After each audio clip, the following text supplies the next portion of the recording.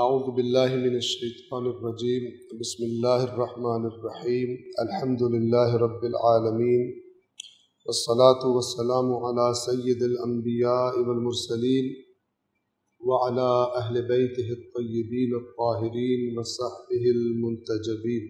सूरह यूसुफ की आयत नंबर 62 से आयत नंबर 75 तिलावत करेंगे और उसके बाद तर्जुमा और उसकी वजाहत आपकी खिदमत में अर्ज करेंगे। अऊज़ु बिल्लाहि मिनश शैतानिर रजीम बिस्मिल्लाहिर रहमानिर रहीम। वक़ाल लिफ़ित्यानिहि इजअलू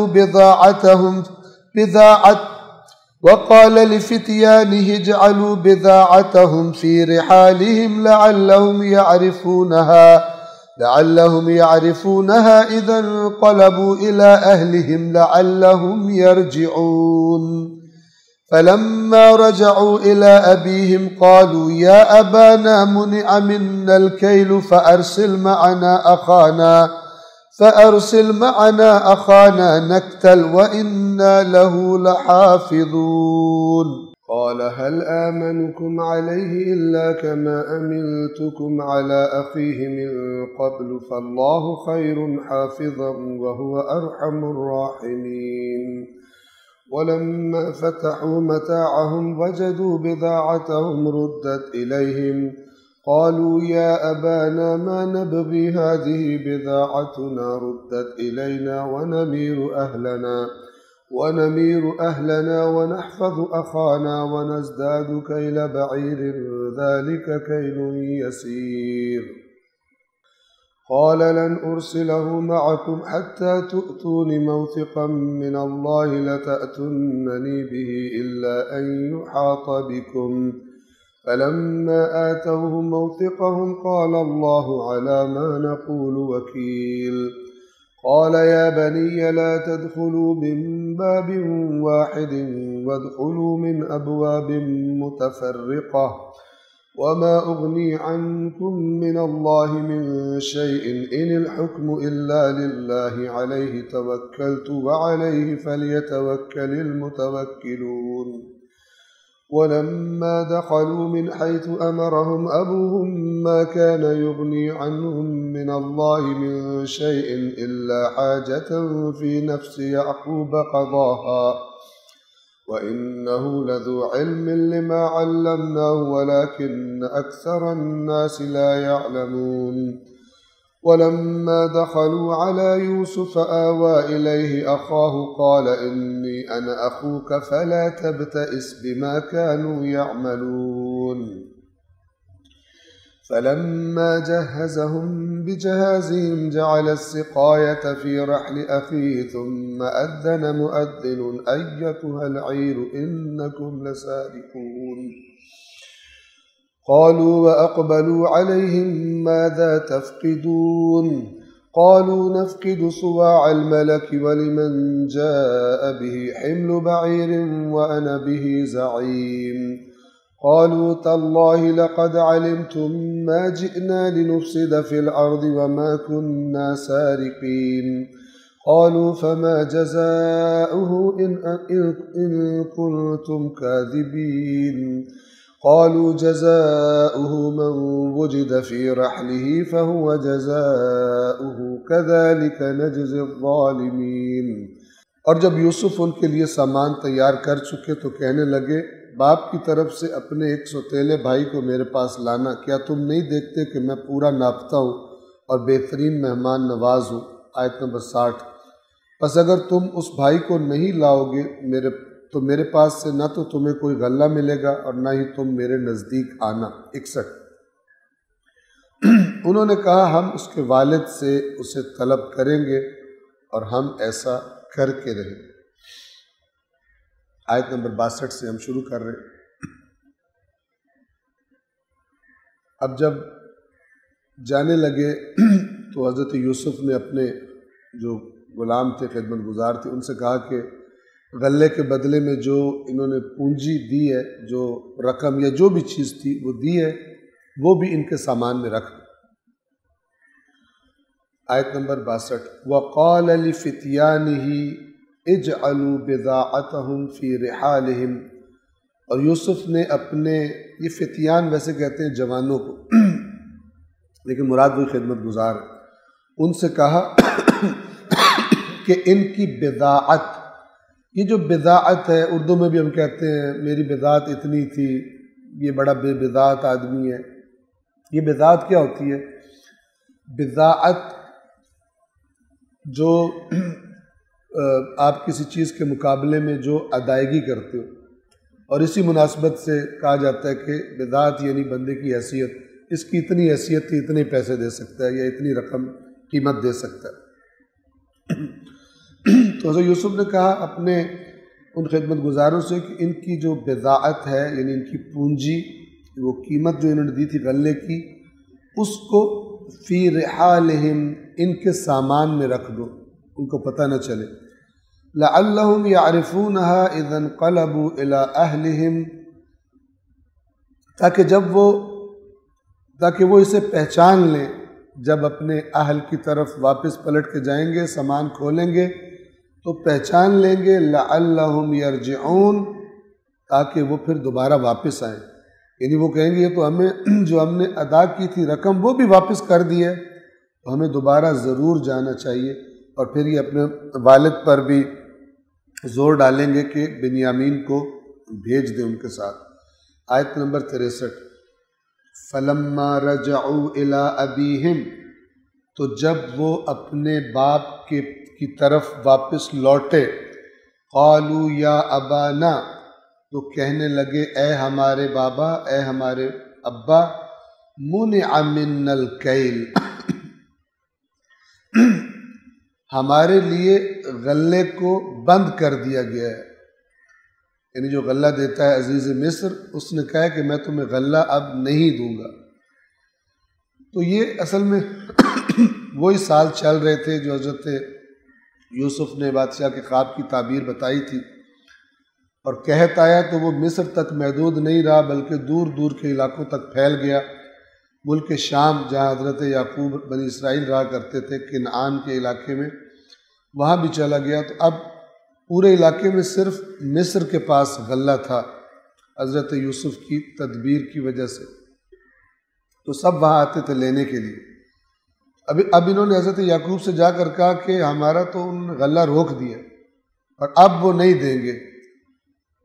فَأَرْسِلْ مَعَنَا أَخَانَا، تو ہمارے ساتھ ہمارے بھائی کو بھیج دیجئے، نقتل، تاکہ ہم غلہ حاصل کریں، وَإِنَّا لَهُ لَحَافِظُونَ، اور یقیناً ہم اس کی حفاظت کریں گے، ہم اس کے محافظ ہیں، ہم بنیامین کے ساتھ کوئی اونچ نیچ نہیں ہونے دیں گے، لیکن اگر آپ نے نہ بھیجا اب ہمیں غلہ نہیں ملے گا اور غلے کے بغیر ہمارا گزارا نہیں ہے۔ آیت نمبر 64، قال هل آمنكم عليه إلا كما أمنتكم على أخيه من قبل،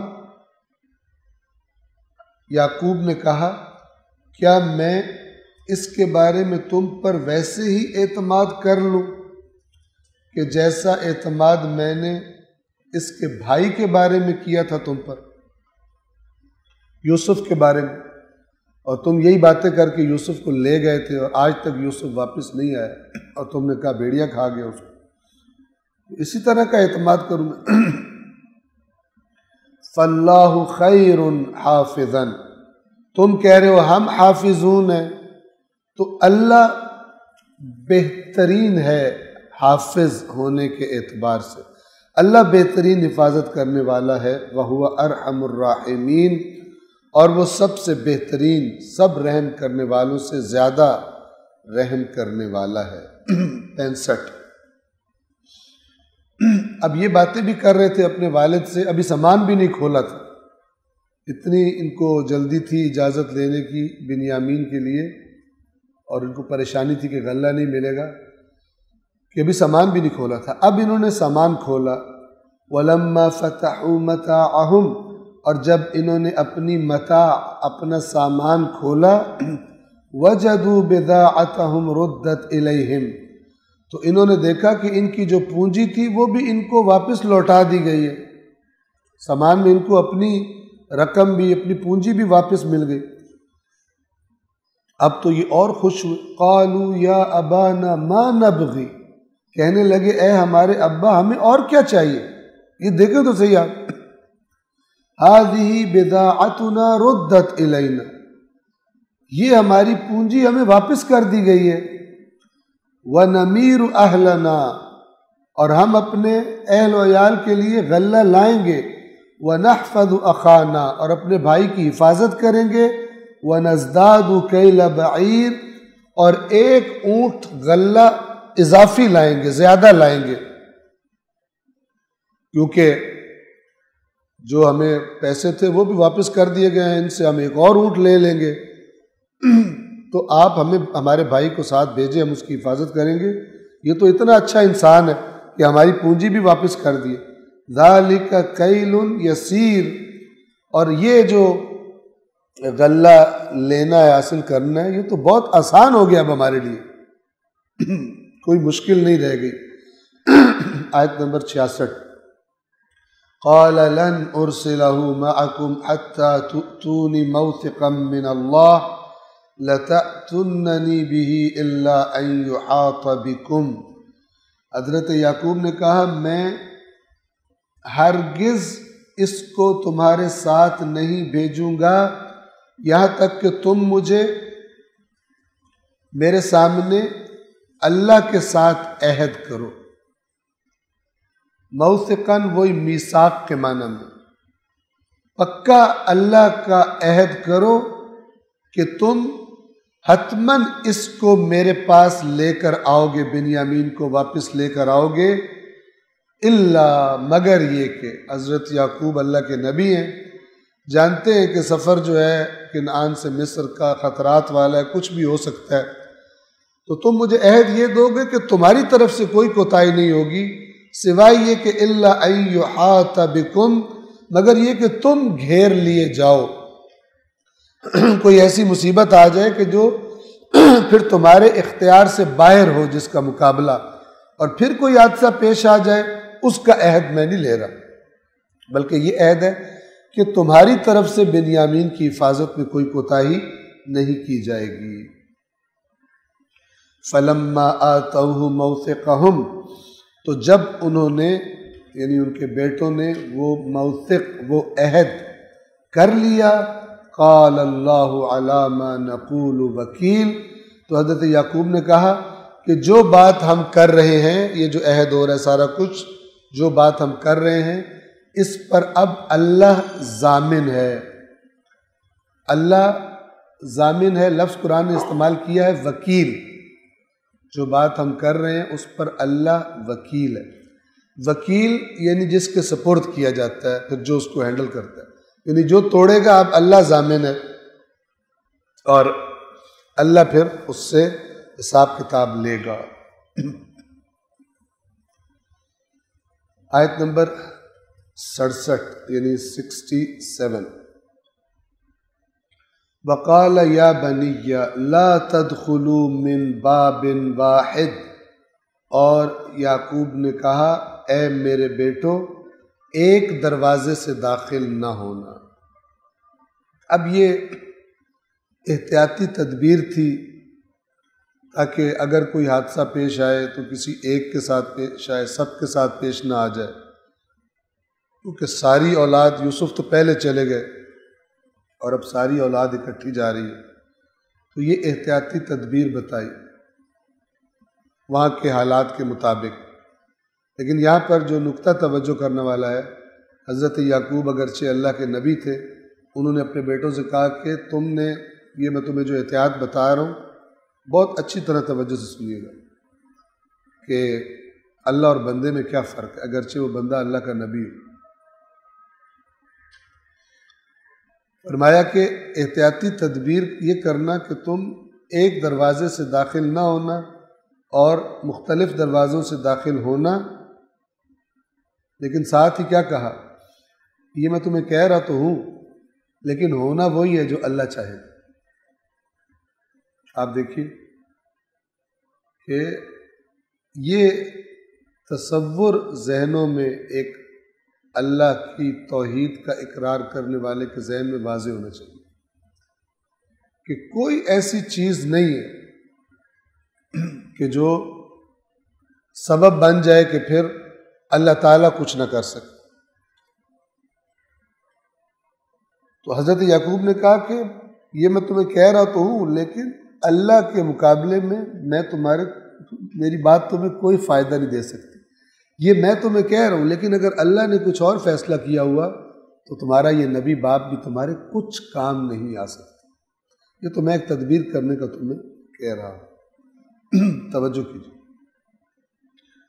وقال یا بنی، اور انہوں نے کہا اے میرے بیٹو، لا تدخلوا من باب واحد، مت داخل ہونا ایک دروازے سے، وادخلوا من ابواب متفرقہ، اور متفرقہ دروازوں سے یعنی مختلف دروازوں سے، الگ الگ دروازوں سے داخل ہونا.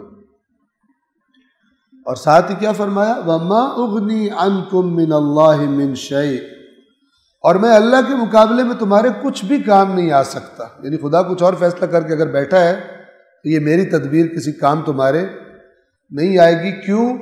ان الحکم الا للہ، نہیں ہے حکم مگر صرف اللہ کا.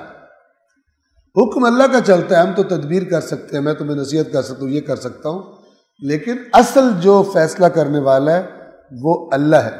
بس اللہ کا نبی ایک بات تدبیر کرے، توجہ فرمائیں، اللہ کا نبی ایک بات کی تدبیر کرے، ہو سکتا ہے اللہ اس تدبیر کے برعکس فیصلہ کر کے بیٹھا ہو، اور ہوگا وہی جو اللہ چاہتا ہے.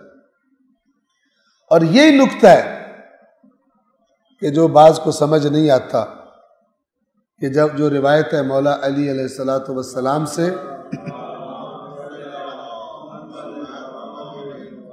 کہ میں نے اللہ کو ارادوں کے ٹوٹنے سے پہچانا، یہ وہ بات ہے کہ میں اپنی طرف سے پوری تدبیر کرتا ہوں، لیکن جو میں نے ارادہ کیا ہوتا ہے وہ نہیں ہوتا. کیوں؟ وہاں سے مجھے پتہ چلتا ہے کہ وہ ساری صفات جو مولا کے اندر موجود ہیں، ان کے اوپر کون ہے؟ اللہ تبارک و تعالیٰ. بعض لوگوں کو اتنا غلو کے جراثیم ہے، ان کو یہ باتیں سمجھ ہی نہیں آتی. بعض نے تو یہاں تک کر دیا کہ اللہ تعالیٰ کی بھی مولا ہیلپ نہ کرے تو ان کے کام نہیں چلتے. بالکل ہی حماقت میں اور جہالت میں حدیں کراس کر گئے، بےہودگی کی. لیکن حقیقت یہ ہے کہ مولا فرماتے ہیں کہ میں منصوبہ بناتا ہوں، میں تدبیر کرتا ہوں، اور وہ نہیں ہوتا، تب اس سے اللہ کے وجود کا ثبوت مجھے ملتا ہے کہ کوئی اور ہے جو بڑا ہے اور اس کی مرضی چلتی ہے، بندے کی مرضی نہیں چلتی. تو قرآن یہ بتا رہا. حضرت یعقوب نے کہا کہ میں اللہ کے مقابلے میں تمہارے کچھ کام نہیں آ سکتا، کیونکہ حکم تو بس اسی کا ہے، علیہ توکلت، اور میں نے اسی پر توکل کیا ہے. وعلیہ فلیتوکل المتوکلون، اور اسی پر توکل کرنا چاہیے توکل کرنے والوں کو. بھروسہ کرنے والوں کو چاہیے کہ کس پہ بھروسہ کریں؟ اس پر کریں جو سب سے مضبوط جگہ ہے بھروسے کی، وہ اللہ ہے، اس پہ بھروسہ کریں. اور یہ یعنی فرما رہے ہیں کہ جو میں تمہارے ساتھ اب بنیامین کو بھیج رہا ہوں تو میرا توکل جو ہے وہ کس پر ہے؟ اللہ پر. اگرچہ میں تمہیں تدبیر بتا رہا ہوں ایسے حفاظت کرنا، احتیاط کرنا، لیکن اصل میں تمہیں بھیج کر میں اللہ پہ بھروسہ کر. خدا نے جو چاہا وہ کرے گا. آیت نمبر 68 وَلَمَّا دَخَلُوا مِنْ حَيْثُ أَمَرَهُمْ أَبُوهُمْ، اور جب وہ داخل ہو گئے جیسے ان کے ابا نے ان کو حکم دیا تھا، یعنی مختلف دروازوں سے داخل ہوئے مصر میں. اور پھر اللہ خود تاکید فرما رہا ہے کہ مَا كَانَ يُغْنِي عَنْهُمْ مِنَ اللَّهِ مِنْ شَيْءٍ، اور وہ یعقوب اللہ کے مقابلے میں کچھ بھی ان کے کام نہیں آ سکتا تھا. جو بات حضرت یعقوب نے خود کہی، اب تاکیداً اللہ بھی فرما رہا ہے. پس یہ تاکید کیوں ہے کہ انسان جس پر بھروسہ کرے اور جس کو اصل فیصلہ کرنے والا سمجھے اور جس سے اصل میں امید لگائے، وہ صرف اللہ کی ذات. یہ قرآن سکھانا چاہتا ہے. وَلَكِنَّ أَكْثَرَ النَّاسِ لَا يَعْلَمُونَ، لیکن اکثر لوگ اس بات کا علم نہیں رکھتے.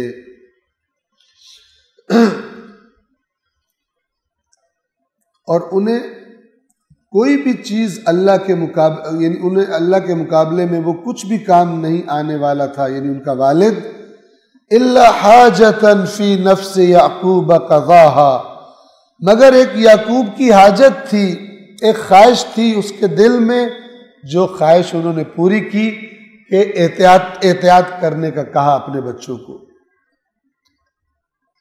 اس آیت سے دو بنیادی باتیں پتہ چلی، توجہ فرمائیں. نمبر ایک، اللہ کا نبی بھی احتیاطی تدبیر کرے گا، حالات کو دیکھتے ہوئے احتیاط برتے گا. اگرچہ وہ کہہ رہا میرا توکل اللہ پر ہے، اس کا مطلب کیا کہ اللہ پر توکل کا نام لے کر ایسا کام نہیں کیا جا سکتا کہ جو احتیاط کے خلاف ہو. عقل کہہ رہی ہو کہ احتیاط کرنا اس میں. بعض لوگ دین کے نام پر بے دینی کرتے ہیں، دین کے نام پر بے دینی. ہمیں نہیں لگتی بیماری کیونکہ ہم تو یہ نیک کام کر رہے ہیں. کیوں نہیں لگتی تمہیں؟ جب انبیاء بیمار ہو سکتے ہیں، آخری رسول بیمار ہو سکتے ہیں، ائمہ اہل بیت بیمار ہو سکتے ہیں، زہر اگر ان کے بدن کے اندر چلا جائے، جب زہر ان پہ اثر کر سکتا ہے، تم کیسے بیمار نہیں ہو سکتے؟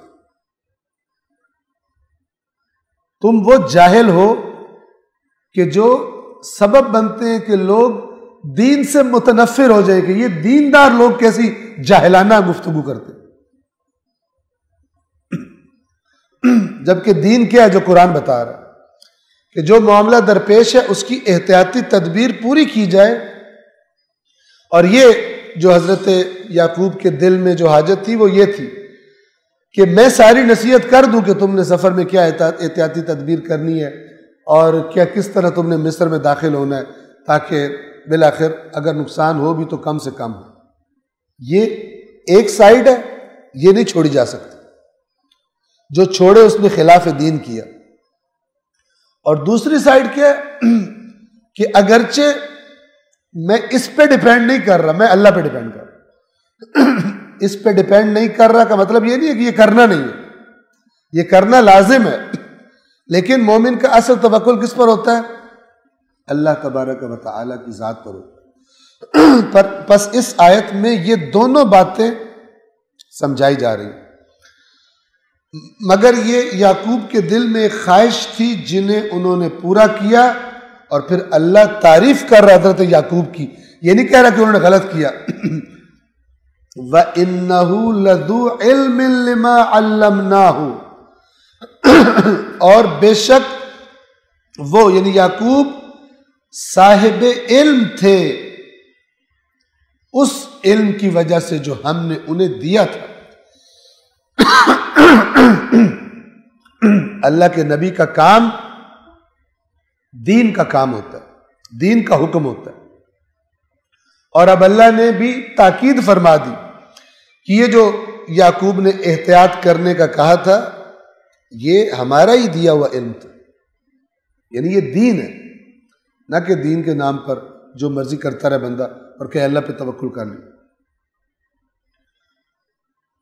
اور یعقوب یقیناً صاحب علم تھے اس لیے کہ ہم نے انہیں علم دیا تھا. وَلَكِنَّ أَكْثَرَ النَّاسِ لَا يَعْلَمُونَ، لیکن اکثر لوگ نہیں جانتے. اکثر لوگ نہیں جانتے سے ہم یہ معنی لے سکتے ہیں کہ جو بتایا جاتا ہے حقیقی دین، یعنی عملی پریکٹیکل سٹیپ بھی لینے ضروری ہیں اور اللہ پر توکل کرنا بھی ضروری ہے. لیکن اکثر لوگ یا اللہ کو بھول جاتے ہیں اور اپنے اوپر سارا ٹرسٹ کرتے ہیں کہ ہم ہی سب کچھ ہیں، اور یا اللہ پر ایسا بھروسہ کرتے ہیں کہ جو اللہ نے نہیں کہا ہوا، اور پریکٹیکل سٹیپس نہیں لیتے. آج معاشرے میں دیکھیے جو بات ضروری ہوتی ہے، پھر میں کوشش کرتا ہوں کہ حتماً عرض کروں.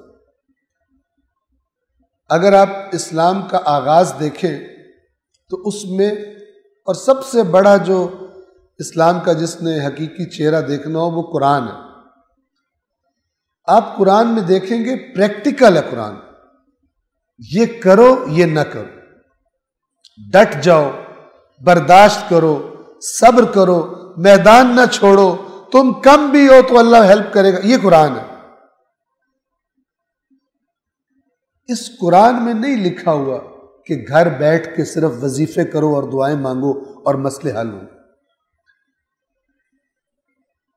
اور یہ وہ چیز ہے کہ جو آج کل زیادہ سیل ہوتی ہے۔ امت کو بالعموم اور مکتب اہل بیت کے ماننے والوں کو بالخصوص بیکار اور سست اور غیر ذمہ دار بنانے میں ان دین بتانے والوں کا ہاتھ ہے جنہوں نے وظیفے بتانے کا ٹھیکہ لیا ہو۔ پریکٹیکل ہونے سے عملی اقدام کی ترغیب نہیں دیتے۔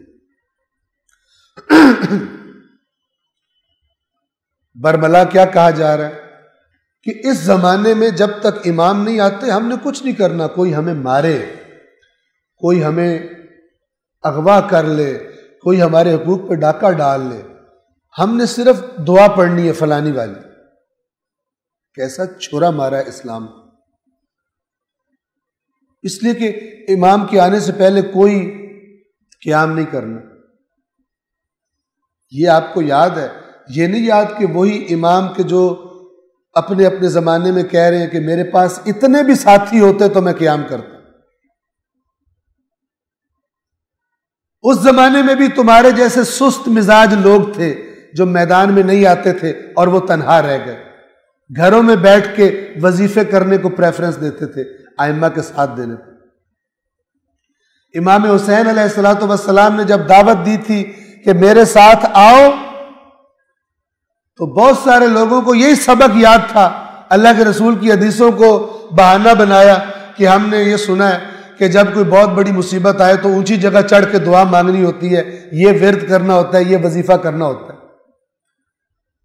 وہ تمہارے مزاج کے لوگ تھے، تم جو قوم کو یہ پٹیاں پڑھا رہے ہو، تمہارے مزاج کے لوگ تھے جن کی وجہ سے امام حسین علیہ السلام تنہا رہ گئے تھے اور شہید ہو گئے تھے۔ خلاف قرآن لوگوں کی تربیت کرتے ہو، اور جو قوم کی یہ تربیت کر رہے ہو کہ صرف وظیفے کریں، جن کو صرف وظیفے کرنے کی عادت، ان کا امام آ بھی گیا تو وہ ان کی نصرت کے لیے بھی وظیفے ہی کریں گے، ان میں جان ہی نہیں ہوگی باہر نکل سکے، کیونکہ باہر وہی نکلتا ہے جس نے اپنے آپ کو آمادہ کیا ہو۔ ایک واقعہ آپ کی خدمت میں عرض کر دوں تاکہ آپ کو محسوس ہو جائے۔ جیسے قرآن نے بھی یہ سورہ توبہ گزری تھی کچھ عرصہ پہلے، کیا فرمایا تھا اللہ نے؟ اے رسول، اگر انہوں نے نکلنے کا ارادہ کیا ہوتا تو انہوں نے تیاری کی ہوتی۔ ان کی حالت بتا رہی ہے کہ ان کا ارادہ ہی نہیں تھا۔ اگر کسی نے سفر پہ جانا ہو تو سفر کے مطابق تیاری کرتا ہے، ایک دن کا سفر ہو تو ایک دن کے مطابق، مہینے کا سفر ہو تو مہینے کے مطابق۔ اگر کوئی ٹیسٹ کروانے ہیں، کوئی ویزا لگوانا ہے، جتنا بھی اس سفر کی ریکوائرمنٹ ہے اس کی تیاری کرتا ہے وہ۔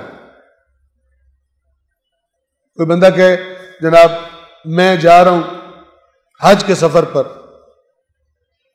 نہ کسی قافلے میں نام لکھوائے، نہ پاسپورٹ بنوائے، نہ کچھ بھی نہ کرے، لوگ کہیں گے تم، تو اللہ کیا کہے گا؟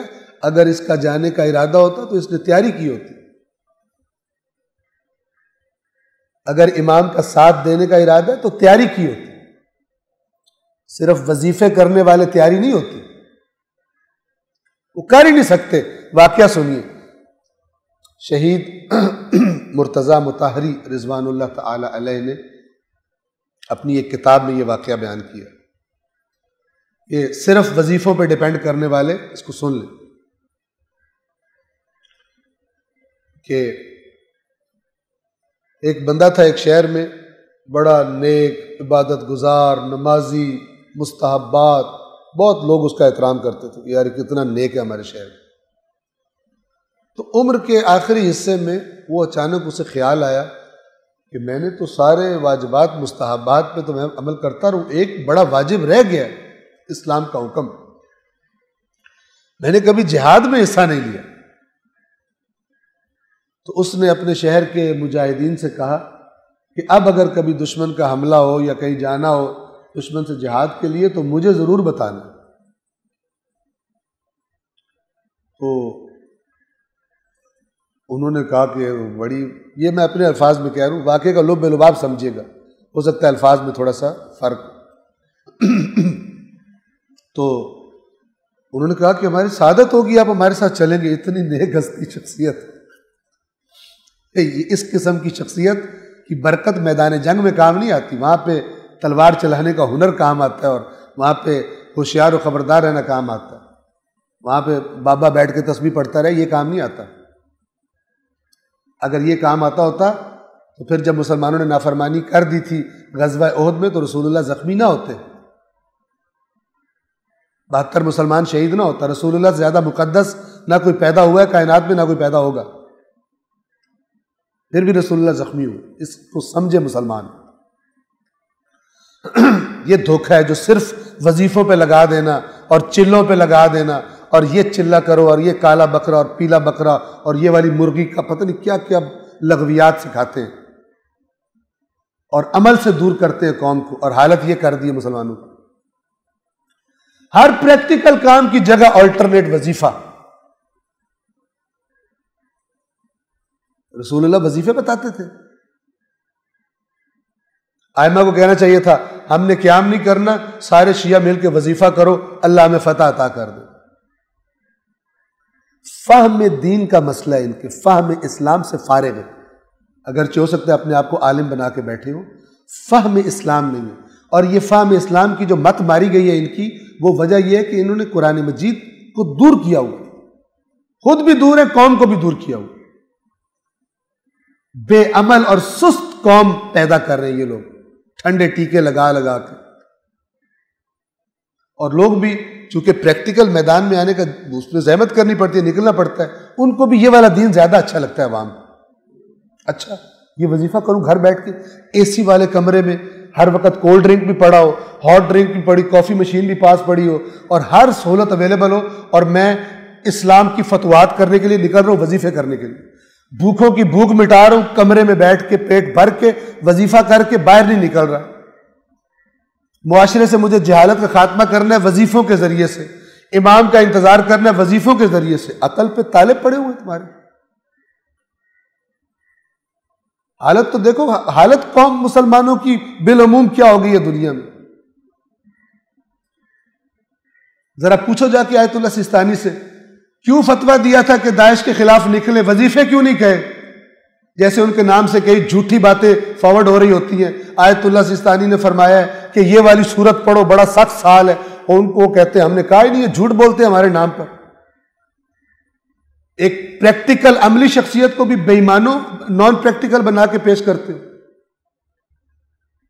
اگر تم زیادہ سمجھدار ہو آیت اللہ سیستانی سے تو تم نے کیوں نہیں ان کو سمجھایا کہ جب تک امام نہیں آتے ہم نے نہیں لڑنا داعش سے، داعش آئے مارے، روزے گرا دے، لوٹ مار کرے، شیعوں کو قتل کرے، سنیوں کو قتل کرے، ہم نے گھر میں چوہوں کی طرح گھس کے وظیفے کرنے، کیوں نہیں سمجھایا آیت اللہ سیستانی؟ آج کچھ بے حیا وہ جو بیٹھے ہوئے دھرنے پر حیا نہیں آ رہی، کہہ رہے ہیں ادھر مت جاؤ، یہ فتنے ہیں، یہ فلان ہے، بے شرم، حیا نہیں ہے۔ ایک تو کام کر نہیں سکتے، اوپر سے قوم کی ٹانگیں کھینچ رہے ہیں، اور ان کی باتیں پسند کی نہیں آتی ہیں جو آلریڈی کام چور ہیں، جنہوں نے عملی دین نہیں سیکھا، نہ قرآن کے نزدیک گئے نہ اہل بیت کی عملی سیرت کے نزدیک گئے۔ ان سے میں کہہ رہا ہوں یہ لوگ پرچار کرتے ہیں تو جاؤ آیت اللہ سیستانی کو روکو، کیوں فتویٰ دیا داعش کے خلاف جہاد کا، وظیفہ کیوں نہیں بتایا؟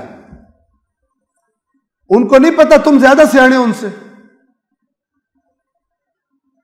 خدا را ان عالم نما جاہلوں اور قوم کو سست اور بے عمل کر دینے والے لوگوں کو پہچانے،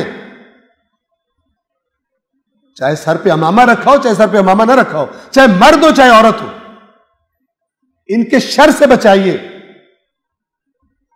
ان کے شر سے بچائیے۔ اس نے کہا میں نے جہاد پہ جانا ہے آپ کے ساتھ۔ ان مجاہدین نے کہا ٹھیک ہے چلیے، اب جب آئے گا۔ کچھ دنوں کے بعد اچانک اعلان ہوا کہ دشمن جناب شہر پر حملہ کرنے کے لیے آ رہے۔ وہ مجاہدین وہ تو ہر وقت وہ تو ان کا کام تھا، انہوں نے 2 منٹ میں وہ تو ریڈی رہتے تھے، تیاری کی اور چلے گئے۔ یہ صاحب جو تھے جہاد کی تیاری کے مستحبات ہی کرتے رہے، غسل جہاد کرتا ہوں قربتاً اللہ، فلانا کرتا ہوں، یہ کرتے رہے۔ اتنے میں وہ لڑ کے واپس آ گئے جب یہ نکل رہے تھے گھر سے سارے مستحبات کر کے۔ یہ خدا نخواستہ کوئی غلط نہ سمجھے کہ مستحبات کے بارے میں بات، مستحبات کا ٹائم ہوتا ہے، مستحبات کرتے کرتے واجب رہ جائے، میں اتنے مستحبات کروں کہ واجب کا ٹائم گزر جائے، میں اتنی دیر نماز شب پڑھوں کہ فجر کی نماز کے ٹائم سو جاؤں میں۔ یہ نہج البلاغہ میں فرمان ہے، اور بھی روایات ہیں کہ ان نوافل کا، ان مستحبات کا کوئی فائدہ نہیں ہے جس کی وجہ سے واجب کا نقصان ہو جائے۔ یہ مراد ہے میری، تاکہ جن کا کام صرف باتوں میں سے کیڑے نکالنا ہے ان کو پتہ ہو کہ یہ بات کیا ہو رہی ہے۔ تو جب یہ تیار ہو کے نکلا تو وہ واپس بھی آ گئے تھے، کچھ قتل و شہید ہو گئے، کچھ کو انہوں نے دشمنوں کو قتل کیا۔ اس نے کہا کہ میں تو پھر رہ گیا، جہاد کی سعادت حاصل کرنے سے میں تو پھر رہ گیا ہوں۔ تو انہوں نے کہا کہ آپ تو آئی نہیں، اتنی دیر ہو گئی، اتنی دیر تھوڑی ہوتی فوج میں۔ آپ کو پتہ ہے ابھی پاکستان کی مثلا ایئر فورس ہے، کسی ملک کی بھی ہو، انہوں نے جہاز اندر کھڑے کر کے اوپر کپڑے چڑھا کے اور تبرک کے لیے کھڑے کیے ہوتے، روز کپڑا چوم کے اور اس کے بعد رکھ دیں اس کو، اور پائلٹ جو ہیں وہ اپنے گھروں میں چھٹیاں منا رہے نہ۔ ایک چاہے فوج ہو، چاہے نیوی ہو، چاہے مثلا ایئر فورس ہو، اگر کوئی ذرا سی تھریٹ ہو ان کو، مجھے تو ایگزیکٹلی نہیں پتا لیکن منٹ سیکنڈز لگتے ہیں ان کو، وہ جہاز ٹیک آف کر جاتے ہیں دشمن کو جواب دینے کے لیے، ایسے الرٹ بیٹھے ہوتے ہیں۔ وظیفے کر کے امام زمانہ کے سپاہی بنو گے؟ ہو ہی نہیں سکتا، ممکن ہی نہیں ہے۔ تو اس نے کہا کہ اب میں کیا کروں، میرے سے یہ رہ گئی خوش نصیبی جہاد والی۔ تو انہوں نے کہا، مجاہدین نے کہا ان سے، جوانوں نے، کہ کوئی نہیں آپ اتنا پریشان نہ ہو، ہم نے ایک بندہ پکڑا ہے، قیدی بنایا ہے، وہ اس نے کئی مسلمانوں کو قتل کیا، تو ہم نے اسے قیدی بنایا ہے، یہ بندہ ہے، اس کے ہاتھ پیر ہیں بندھے ہوئے، ٹھیک ہے، یہ ہم آپ کو تلوار دے رہے ہیں، ہاتھ پیر بندھے ہوئے، اور آپ جو ہے نا اس کی گردن اڑا دیں، ٹھیک ہے۔ اس نے کہا یہ تو بڑی سعادت ہے کہ میں ایک مسلمانوں کے قاتل کو قتل کروں۔ تو بہرحال قصہ ہے، انہوں نے اس کے سپرد کیا، اور وہ جوان جو ہے تھوڑا آگے جا کے مثلا اپنی باتیں کرنے لگے۔ کچھ دیر گزر گئی، وہ مجاہد صاحب آئے کوئی نہ قتل کر کے۔ انہوں نے واپس گئے دیکھنے کے لیے، تو کیا دیکھتے ہیں کہ وہ ہاتھ پیر بندھے ہوئے والا بندہ مجاہد صاحب کے اوپر چڑھا ہوا ہے، اور اس کے ہاتھ سے تلوار گر گئی ہے، اور یہ ادھ مرا ہوا پڑا ہے۔ انہوں نے اس کو اتارا اوپر سے اور تلوار اٹھا کے اس کا سر قلم کیا، اس کو پانی شانی پلایا مجاہد کو، اور اس کو اٹھا کے کہا کہ کیا بنا آپ کو، تو ہم یہ بندہ دے گئے تھے۔ کہتا ہے میں ابھی تیاری کر رہا تھا، اسے بسم اللہ وغیرہ، اور وظیفوں کی عادت ہوتی ہے نا، وظیفے کرتے کرتے سارا کام، کچھ لوگ ہوتے اتنے ادھر میں نے بعض لوگوں کو دیکھا، معذرت اگر کوئی ہو تو، نماز جماعت کھڑی ہوگی، سورۃ الفاتح کھڑی ہوگی، وہ مستحبات کر رہا بیٹھ، یہ اسی کیٹیگری کو، جبکہ ثواب کس کا زیادہ، مثلا تکبیرۃ الاحرام کے ساتھ شامل ہونے۔ اور اس حد تک لوگ دیکھیں، امام پہلی رکعت میں رکوع میں چلا گیا، وہ اپنے مستحبات پورے کر رہا ہے، چونکہ وہم ہے، اس کو ایڈکٹ ہے، اس کو عادت کا غلام ہے، اس کو یہ نہیں پتا اس وقت امپورٹنٹ کیا چیز ہے۔ نماز جمعہ کا خطبہ ہو رہا ہے، وہ اپنے نوافل پڑھ رہے ہیں، تلاوت کر رہے ہیں، فلان کر رہے ہیں، اس وقت منع ہے سب کچھ، اس وقت ہے کہ خطبہ سنا جائے، لیکن وہ عادت ہی کیا جو چھوٹ جائے، اپنے اس پہ چل رہے ہوتے۔ انہوں نے اس بندے کو قتل کیا، اس کو اٹھایا اور کہا کہ کیا معاملہ ہوا؟ کہتے ہیں کہ میں ابھی اس کو قتل کرنے کی تیاری کر رہا تھا، اچانک اس نے نا زور سے آواز نکالی، تو مجھے پتہ نہیں چلا، جب آنکھ میری کھلی تو یہ میرے اوپر چڑھا ہوا تھا، اور شکر ہے آپ لوگ آ گئے اور میری جان آپ نے بچا لی۔ اس طرح کا قوم کو بنا رہے ہو، جو میدان میں نہیں نکلتے، امام زمانہ کا نام لے کے یہ بے شرمی کرتے ہیں کہ اپنی اجتماعی ذمہ داریاں لوگ ادا نہ کریں، اور دشمن کو دعوت دے رہے ہو کہ مارو ان کو، انہوں نے کچھ کرنا ہی نہیں۔ عقل سے بھی خالی ہے، حیا سے بھی خالی ہے۔ اور میں عرض کر رہا ہوں جائیے جا کر آیت اللہ سیستانی کو سمجھائیے، آپ نے غلط کیا جہاد کا فتویٰ دے کر، داعش کو ہمیں مارنا چاہیے تھا، یہ ہماری آزمائش تھی، ہمیں مارتے، ہمیں قتل کرتے، عورتوں کو لے جاتے، روزوں کو گرا دیتے، ہم نے کچھ نہیں کرنا تھا کیونکہ امام زمانہ نے کرنا ہے۔ بندے کو تھوڑی سی حیا ہونی چاہیے اس قسم کی گفتگو کرنا۔ بہرحال لہجہ تھوڑا میرا سخت ہوا، لیکن معاملہ ایسا ہے، اس قسم کے مزاج مظلوموں کے قتل کا باعث بنتے ہیں، ان کے حقوق پر ڈاکہ ڈالے۔ دشمن کو نظر آتا ہے کہ ان میں کچھ بھی نہیں ہے، اس کا دل کرتا ہے کہ مارو۔ جس قوم کا نظریہ یہ ہو کہ ہم نے نہیں بولنا، ہاں اپنی کوئی جائیداد کا معاملہ ہو پھر عدالت میں پہنچتے، پھر نہیں کہتے وظیفہ کرنا ہے، امام زمانہ میری جائیداد لے کے دیں گے مجھے۔ اپنی پراپرٹی کا مسئلہ ہو، اپنی دکان کا مسئلہ ہو، اپنی دنیا کا کوئی مسئلہ ہو، فٹ پریکٹیکل سٹیپ لیں گے۔ دین کا مسئلہ ہو کہتے وظیفے کرو۔ ایک ان لوگوں کی منافقت کا یہ ثبوت ہے کہ دنیا کے معاملے میں پریکٹیکل ہے۔ اگر دنیا کے جھگڑے ہو جائیں، جائیداد کے، پراپرٹی کے، کاروبار کے، پھر نہیں کہتے وظیفے کرنے، صبر کرنا ہے، ہماری آزمائش ہے، امام زمانہ آئیں گے وہ ہمیں حل کرا کے دیں گے، پھر بھاگتے ہیں عدالتوں میں، پھر سارے تقاضے پریکٹیکل کام کے پورے کرتے ہیں۔ صرف جب دین کے نام پر پکارا جاتا ہے کہ دینی ذمہ داری ادا کرو، کہتے ہیں امام زمانہ نے کرنا۔ بہت سمجھدار ہیں، بہت سمجھدار۔ اور یعقوب یقیناً صاحب علم تھے، اس لیے کہ ہم نے انہیں علم دیا تھا، لیکن اکثر لوگ نہیں جانتے۔ یہ نقطہ اہم تھا۔ پریکٹیکل سٹیپس بھی ضروری ہیں اور اللہ پر بھروسہ بھی ضروری ہے۔ جو دونوں میں سے ایک چیز ترک کرے اس نے دین ترک کیا۔ عملی کام نہ کرے اور کہے اللہ تعالیٰ کریں گے، یہ بنی اسرائیل ہے، موسیٰ تو اور تیرا اللہ لڑو، ہم یہاں بیٹھے ہوں۔ اور جو اپنے آپ کو سمجھ لے اور کہے میں نے ہی کرنا ہے جو کرنا ہے، اللہ سے رابطہ توڑ دے، یہ بھی دین کو اس نے گویا چھوڑ دیا ہے۔ آیت نمبر 69 وَلَمَّا دَخَلُوا عَلَى يُوسُفَ، اور جب یہ لوگ یوسف کے ہاں داخل ہوئے، آوَا إِلَيْهِ أَخَاهُ، تو یوسف نے اپنے بھائی کو اپنے پاس جگہ دی۔ آوا ویسے کہتے ہیں، ماوا بھی اسی سے پناہ دینا، اپنی پناہ میں، آغوش میں لے لینا۔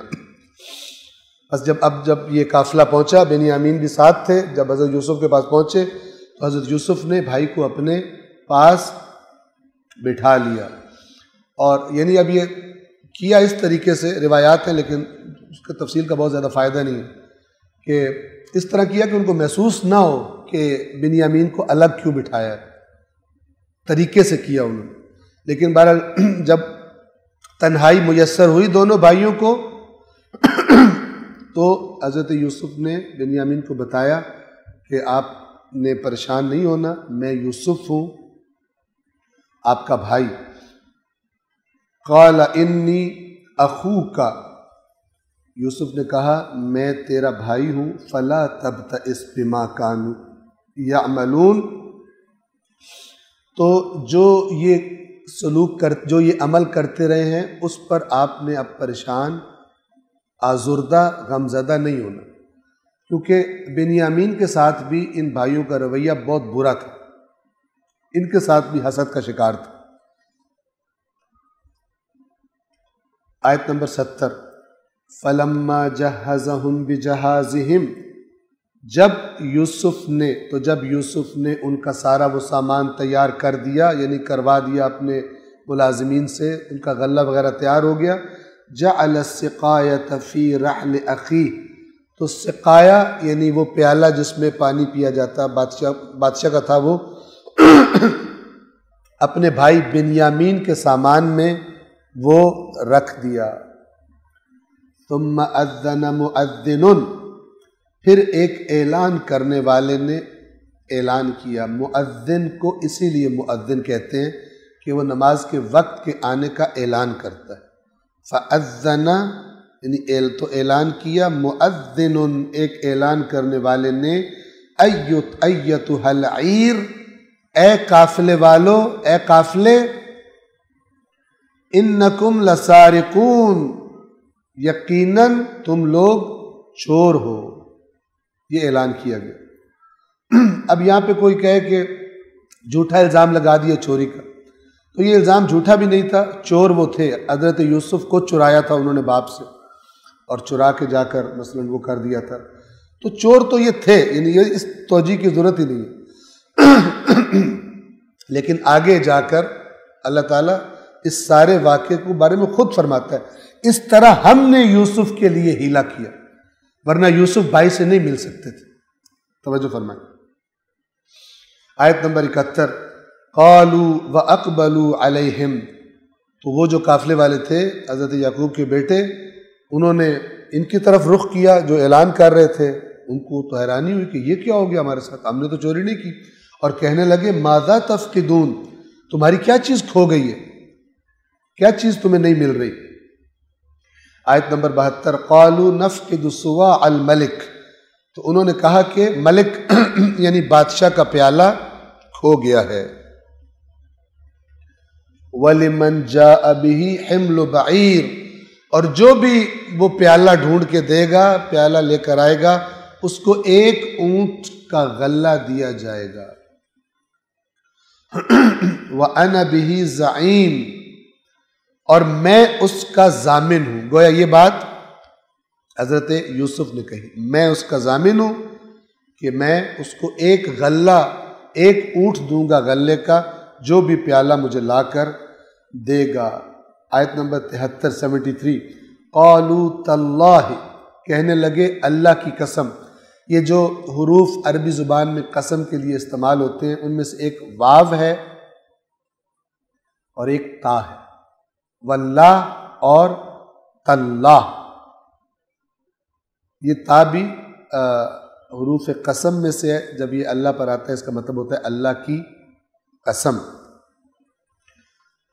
البتہ یہ بھی معلومات کے لیے سن لیں کہ واو جو ہوتا ہے وہ اللہ کے سوا اور چیزوں پر، اور الفاظ پر بھی آ جاتا ہے، والفجر ولیال عشر والشفع والوتر، یہ ساری قسمیں واو قسم والی، لیکن تا جو ہے وہ صرف اللہ پہ آتا ہے، تل فجر تلیال عشر یہ نہیں ہوتا، تا صرف مخصوص ہے اللہ، یعنی اسم جلالہ کے لیے، اللہ کے لفظ کے لیے۔ قالوا تاللہ، کہنے لگے اللہ کی قسم، لقد علمتم ما جئنا لنفسد فی الارض، اللہ کی قسم تمہیں پتہ ہے کہ ہم اس لیے نہیں آئے کہ ہم زمین میں فساد کریں، ہم چوریاں کریں، یہاں پہ خرابیاں کریں۔ اب اپنی ایمانداری کا یقین دلانے لگے کہ تم تو جانتے ہو، وما کننا سارقین، اور نہ ہی ہم چور ہیں، ہم اس لیے تو نہیں آئے اور ہم چور ہیں بھی نہیں۔ 74 74، قالوا فما جزاؤہ ان کنتم کاذبین، تو ادھر سے کہنے لگے کہ اگر تم جھوٹے ہوئے تو پھر کیا جزا ہے، جس کے سامان میں سے پیالہ نکل آئے اس کی کیا سزا ہے، تم ہی بتا دو۔ اب یہ بھی اللہ تعالیٰ فرماتا ہے ہم نے یوسف کے لیے یہ ہیلا کیا۔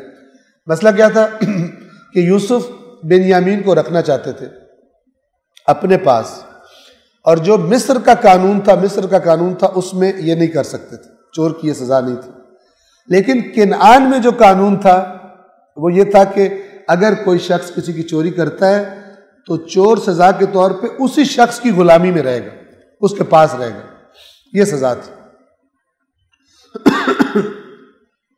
تو کہنے لگے اگر تم جھوٹے ہوئے تو پھر اس کی کیا جزا ہوگی، کیا سزا ہوگی جس کے سامان سے پیالہ نکل آیا۔ آیت نمبر 75 75، قالوا جزاؤہ من وجد فی رحلہ فہو جزاؤہ کذالک نجزی الظالمین، کہنے لگے جزا یہ ہوگی کہ جس کے سامان میں نکلے گا وہی اس کی جزا ہوگا، وہ خود اپنی سزا ہوگا، یعنی اس کو جس کا پیالہ ہے اس کے پاس رہنا پڑے گا، اور ہم ظالموں کو اسی طرح جزا دیتے ہیں۔